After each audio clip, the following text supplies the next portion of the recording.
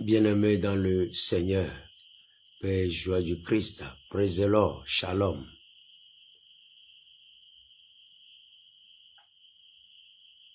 Nous sommes encore là, la fois passée, je vous parlais de la parole de Dieu, que tu dois l'étudier, tu dois la méditer, tu dois en prendre soin.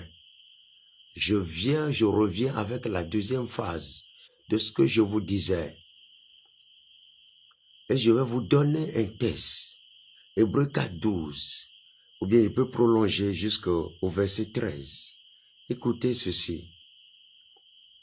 Vivante, en effet, est la parole de Dieu. Énergique et plus tranchante qu'aucun glaive à double tranchant. Elle pénètre jusqu'à diviser âme et esprit, articulation et moelle. Elle passe au crible les mouvements et les pensées du cœur. Il n'est pas de créature qui échappe à sa vue.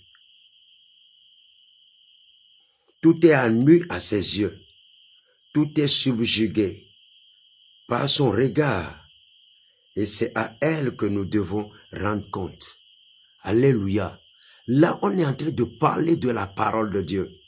La parole de Dieu, elle est pleine de l'énergie. Elle est pleine de l'énergie. La parole de Dieu n'est pas une invention, c'est Dieu même qui parle. C'est Dieu qui parle et tu dois l'accueillir, tu dois la recevoir avec foi.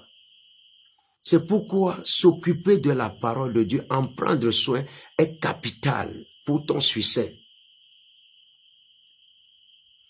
On dit, avez-vous déjà visité un malade et vous avez commencé par lui parler?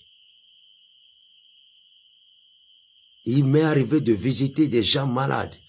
Quand vous commencez par leur parler, mais vous ne leur donnez pas votre parole à vous, mais vous leur donnez la parole de Dieu, vous commencez par voir dans leur visage un changement, leur visage change de l'aspect. C'est comme il y a une lumière qui naît dans leur visage. Il y a un éclat qui apparaît. Mais d'où était cette lumière avant? Il n'y en avait pas avant. Mais lorsque la parole de Dieu a commencé par entrer dans cet homme, dans cette personne, vous voyez que tout change.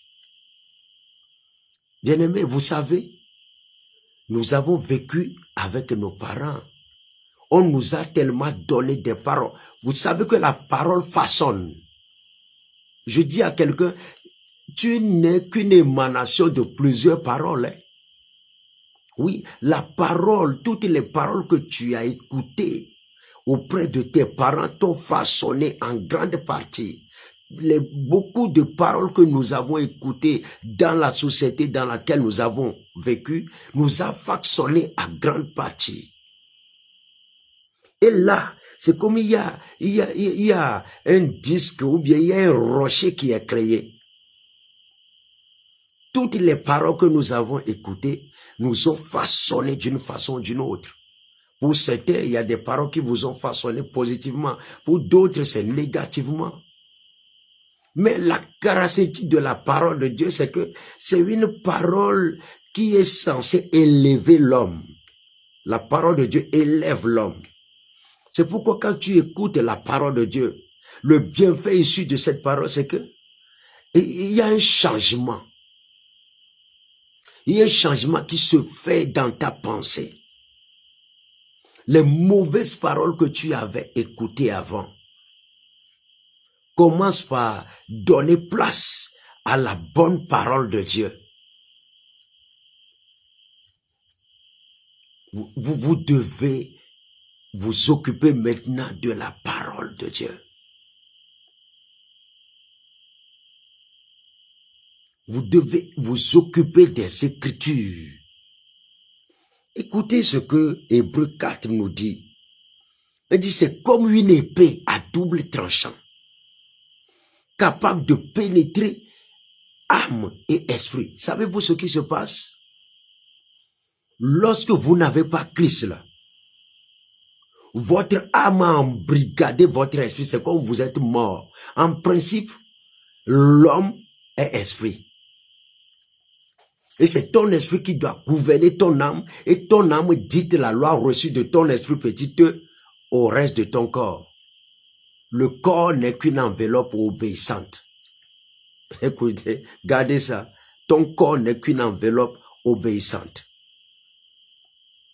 Donc, si ton corps n'est qu'une enveloppe obéissante, alors ce qui fait que tu es celui que tu es, on peut te dire que